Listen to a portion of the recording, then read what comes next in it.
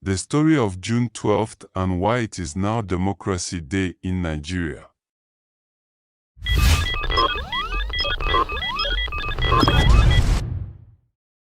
Democracy Day in Nigeria is now being celebrated on the 12th. In 2019 was the first time the day has been marked on this date.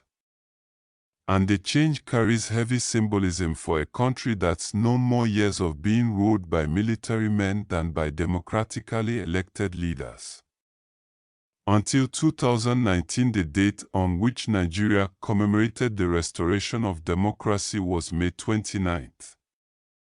But in 2019, President Muhammadu Buhari declared June 12th to be the new Democracy Day. June 12th carries huge significance for older Nigerians. It was on this date in 1993 that presidential elections were held for the first time since the 1983 military coup. It was an event many observers have described as the most significant in Nigeria's post-independence political history. It is still viewed as the freest, fairest, and most peaceful election ever held in Nigeria. On the day, an estimated 14 million Nigerians, irrespective of ethnic, religious, class, and regional affiliations, in a period when religious acrimony and tension had reached its zenith, defied bad weather to elect their president with the hope of ending 8 years of military dictatorships. The euphoria was short-lived. The results of the election were never released. But unofficial results gathered through the various polling stations by civil society groups across the country indicated broad national support for the presidential candidate of the Social Democratic Party, Chief Moshood Koshimawo Olawale Abiola. Abiola was a businessman, publisher, politician and aristocrat of the Yoruba Egba clan.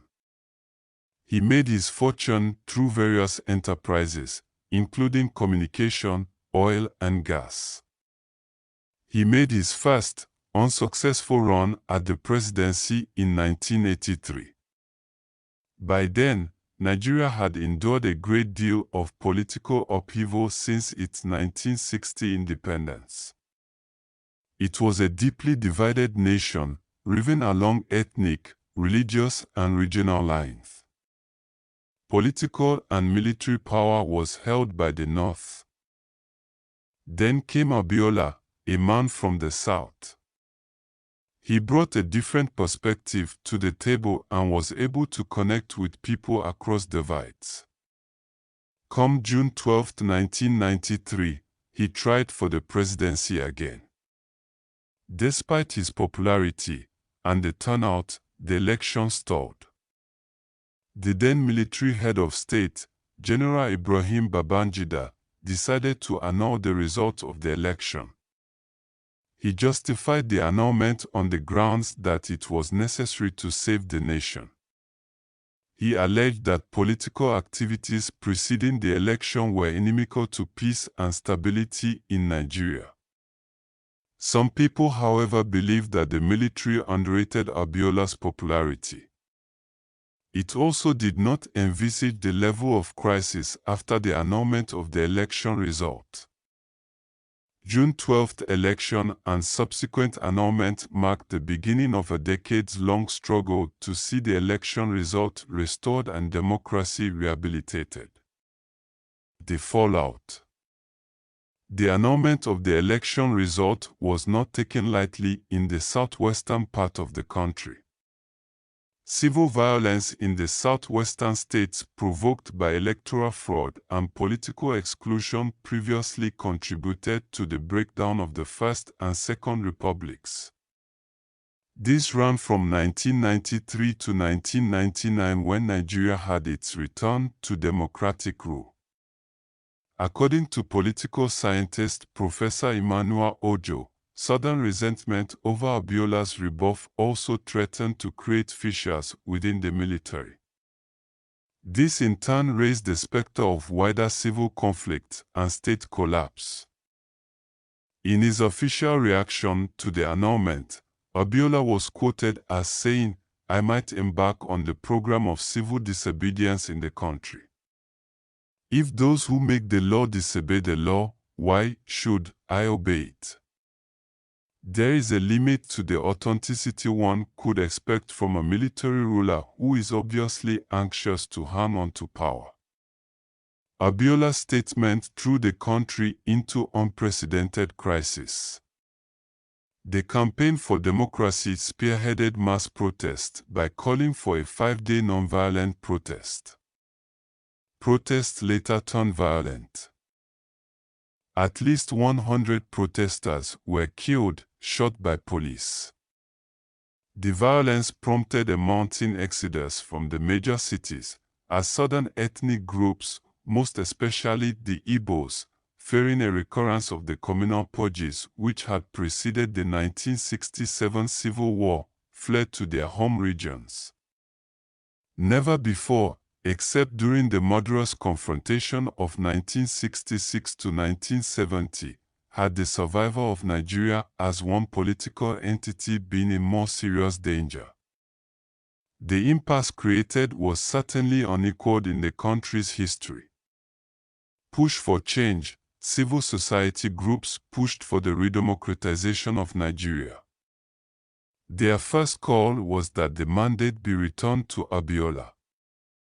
During this period, there was a great deal of fear and insecurity in the country. People mobilized to face the challenges of a military leadership that had reneged on its promise to hand over power to democratically elected leaders. Under tremendous pressure, the Abubakar administration arranged for elections to be held. This took place for state governorships, the Senate and local councils, over a few months from late 1998 to February 1999. Finally, Abubakar's transition reached the climax with the declaration of General Olusegun Obasanjo, who had retired from the military, as the president-elect in late February 1999. He was duly sworn in on May 29, 1999. This explains why May 29 became the official public holiday on which Nigerians celebrated the country's return to civilian rule. During most of this time, Abiola was in jail. In 1994, he declared himself Nigeria's lawful president after returning from a trip to win the support of the international community for his mandate. After declaring himself president, he was accused of treason and arrested on the orders of then military President General Sani Abacha, who sent 200 police vehicles to bring him into custody. Abiola died in suspicious circumstances on the day that he was due to be released, July 7, 1998. Democracy Today. Buhari's decision to mark June 12 as Democracy Day should be viewed as an attempt to placate the southwestern Nigerian state, which has always set aside the date to remember Abiola's stolen mandate and an annulled election that many still view as the country's freest and fairest in the history of Nigeria and democracy.